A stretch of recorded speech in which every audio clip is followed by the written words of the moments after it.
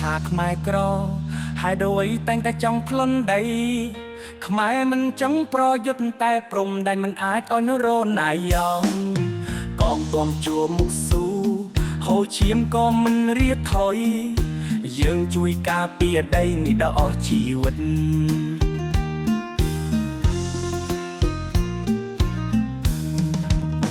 ប្រវត្តិសាស្ត្រឡៃឈាមទឹកភ្នែព្រះវិហារអង្គរវត្តតាមមនតាក្របីមុំបីជាគេបងខ្មែរប្រាប់កូនចៅថាមិនបងដីខ្មែរមិនអាចឲ្យរលាយសៀមរៀលថាខ្មែរហើយដោយតែងតែចង់ខ្លួនដីខ្មែរមិនចង់ប្រយុទ្ធតែព្រំដែនមិនអាចឲ្យនរណាយ៉ងកងទ័ពជួរមុខស៊ូហូឈាមក៏មិនរៀតថយយើងជួយការពារដីនេះដល់អស់ជីវិត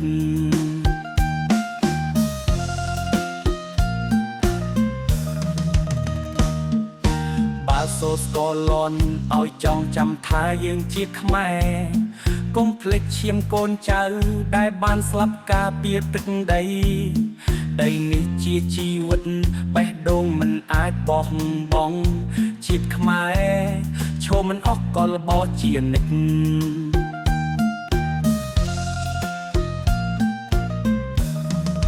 ធំ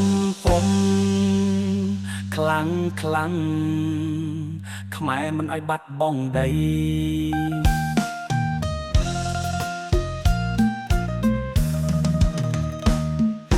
សូស្ក៏ខ្លុយរនៀតសូស្រ័យថាខ្មែរមានពលកម្លាំង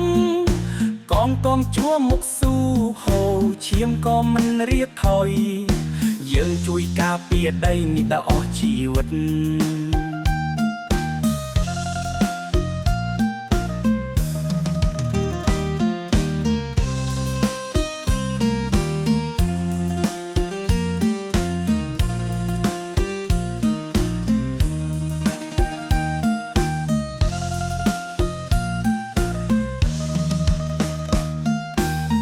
មិនឲ្យបាត់បង់ដី